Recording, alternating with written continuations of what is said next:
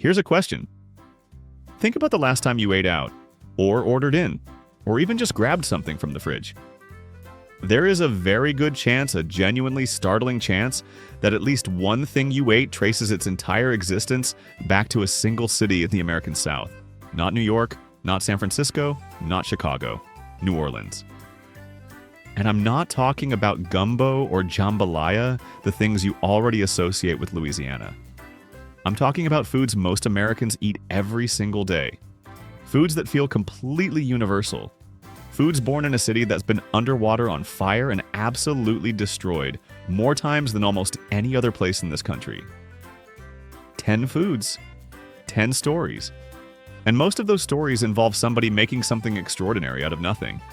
A shortage, a strike, a dare, a secret that hasn't been cracked in over a century. I went looking for recipes. What I found were survival stories. Start with the one everyone thinks they know. You picture Café du Monde, the powdered sugar explosions, the chicory coffee. I grew up thinking that's where beignets started. It's not even close. They arrived in New Orleans nearly 300 years ago, carried by French Ursuline nuns who landed in the colony in the 1720s. The original recipe was simple fried dough, a technique the nuns brought from monasteries where they'd been making it since the Middle Ages. What happened next is pure New Orleans. Enslaved West African cooks adapted the recipe, incorporating frying techniques from their own traditions. The texture changed, the flavor deepened. By the time Café du Monde opened in 1862, and it hasn't closed since not even for hurricanes, the beignet was neither purely French nor purely African. It was what happens when two traditions collide in a subtropical port city and keep evolving for 3 centuries. To tell a real New Orleans beignet has no hole. It's a square. If someone serves you a round one with a hole, you're eating a donut with ambitions. 300 years of adaptation, and most people think it started at a coffee stand. The next one has a story just as old, and it changes the moment you hear a word pronounced. The original French praline was almonds coated in caramelized sugar. Hard, elegant Parisian. Louisiana didn't have almonds. It had pecans, native, abundant, and softer than almonds, which changes everything about how sugar behaves around them. The creamy New Orleans praline was perfected by black women known as pralinières, who sold them on the streets of the French Quarter throughout the 1800s. They added cream and butter to the French base, creating something closer to fudge than candy. The chemistry matters. Pecan oil interacts with hot sugar differently than almond oil. Almonds resist the caramel. Pecans absorb it. The result is a confection that dissolves on your tongue instead of shattering between your teeth. The tell pronunciation. Praline is the hard French version or a mass-produced imitation. In New Orleans, it's praline. The word itself tells you which tradition you're tasting. These women didn't just adapt a recipe. They built a street food economy that predated food trucks by 150 years. And if you think that's obsessive craft, wait until you hear what one bartender demanded of his customers' patience. In 1888, Henry Charles Ramos mixed gin, lemon juice, lime juice, egg white, cream, sugar, orange flower water, and soda water at his Imperial Cabinet Saloon. Then he shook it, and kept shaking. The Ramos Gin Fizz requires 12 minutes of continuous shaking. 12 minutes. Why not just use a machine? Because the shaking denatures the egg white proteins while simultaneously emulsifying blending cream and citrus into a texture that shouldn't exist. It's thick and light at the same time, creamy but effervescent. The orange flower water adds a perfume that hovers just below the citrus, so delicate you almost imagine it. Ramos's bar became so popular that he hired teams of shaker boys, as many as 35 at a time during Mardi Gras, passing the cocktail shaker down a human assembly line. One drink. 12 minutes. 35 pairs of arms. The man refused to let a machine replace the craft, and the line still stretched out the door. The tell order a Ramos Gin Fizz anywhere outside New Orleans. If it arrives in under 5 minutes, it wasn't shaken long enough. The foam will be thin, the texture flat. Time is literally an ingredient. One man's obsession with a single drink. The next one was born from the opposite, a moment of pure practical necessity. In 1906, Sicilian immigrants at the French market had a lunchtime problem. Workers would crowd into Salvatore Lupo's central grocery on Decatur Street and order Italian meats, cheese, and olive salad, all separately, eating everything standing up with their hands. Messy, slow. Lupo's solution was pure common sense. He hollowed out a round Sicilian sesame bread, layered everything inside, and handed it over as one sandwich. The bread is the engineering. It's not a baguette, not a roll. It's a round sesame-seeded loaf about 10 inches across, sturdy enough to hold olive salad without going soggy for hours. And here's what. I didn't expect the olive salad green olives, giardiniera capers, garlic, olive oil marinades into the bread over time. A muffuletta actually gets better the longer it sits. How many sandwiches can say that market workers needed food they could buy in the morning and eat at lunch? The olive salad should be marinated into the bread, not sitting on top like a garnish. If the bread is dry and the salad is separate, you're eating a deli sandwich on round bread. The oil migration is the muffuletta. Central Grocery is still there, still on Decatur, still making the same sandwich an immigrant invented to solve a lunchtime problem. And speaking of making something out of nothing, the next one literally survived by reinventing itself as medicine. Antoine's restaurant, the oldest family-run restaurant in America, operating continuously since 1840, has always had a flair for spectacle. And nothing at Antoine's is more spectacular than Café Brûlot Diabolique.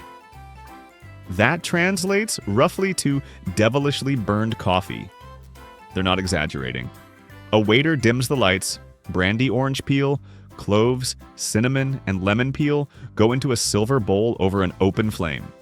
The brandy ignites. Then, from about 2 feet above the bowl, the waiter pours a ladle of flaming brandy in a long, thin stream of blue fire and unbroken arc that genuinely looks like it defies physics. Coffee is added. The flames die. The room fills with the scent of burnt citrus oil and warm spice.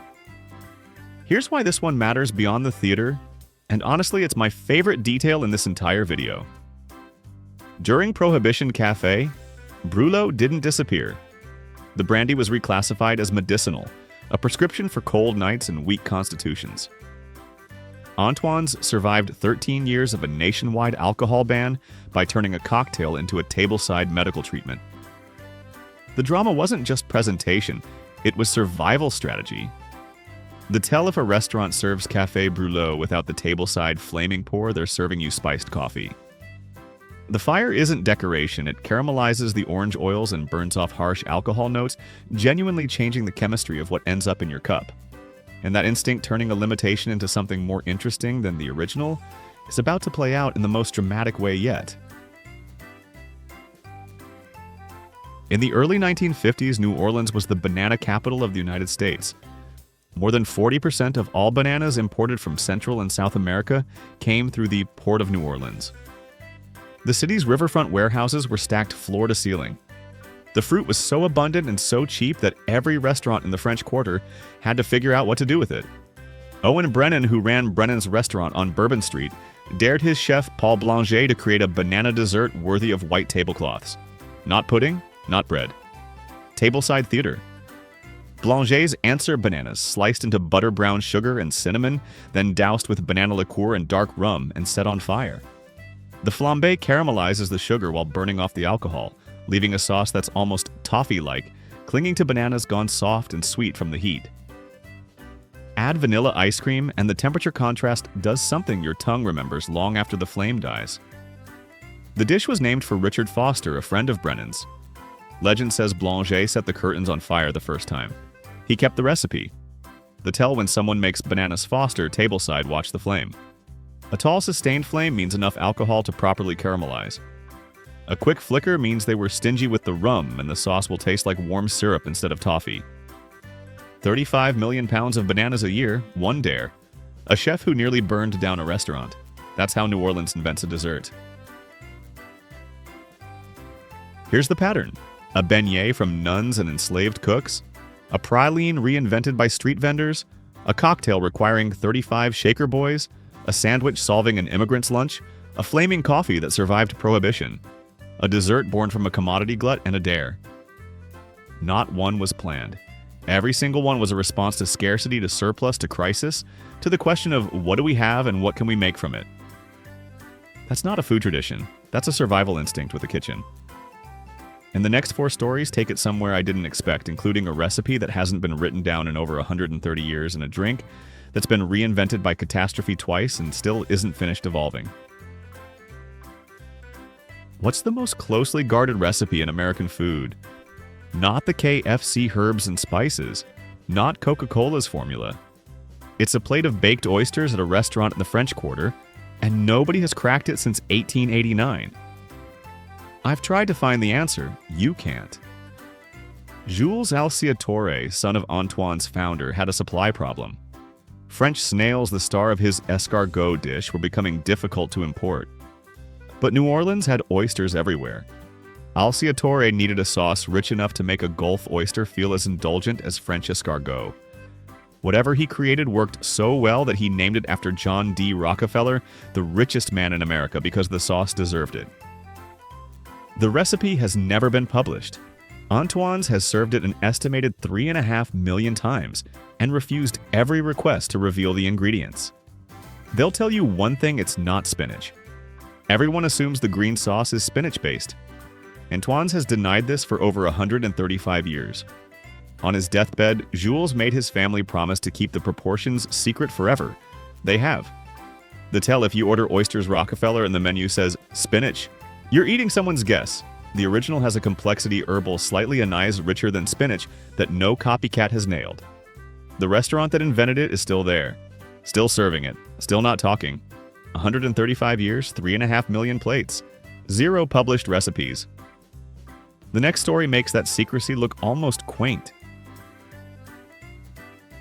On July 1st, 1929, 1,100 streetcar motormen and conductors in New Orleans walked off the job. The company brought in criminals from New York as strikebreakers. Crowds flipped and burned streetcars. The city came apart. 2 brothers watched from behind their restaurant counter. Benny and Clovis Martin had been streetcar conductors themselves before opening Martin Brothers Coffee Stand in 1922. These were their people. The Martins wrote a letter to the Strikers Union. Our meal is free to any members of Division 194. We are with you till hell freezes, and when it does, we will furnish blankets to keep you warm. Roast beef, fried potatoes, whatever they had, piled onto long French bread and handed over no charge.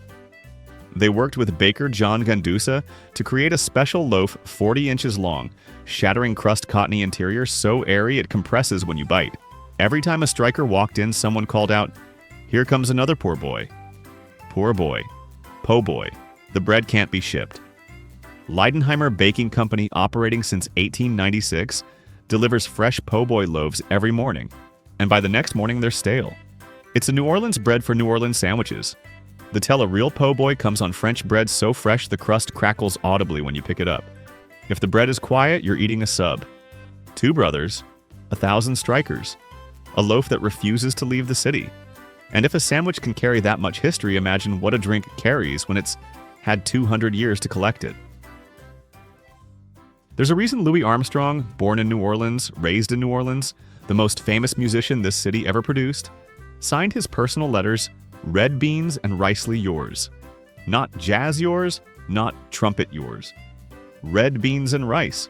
Monday in New Orleans is wash day, has been for over a century.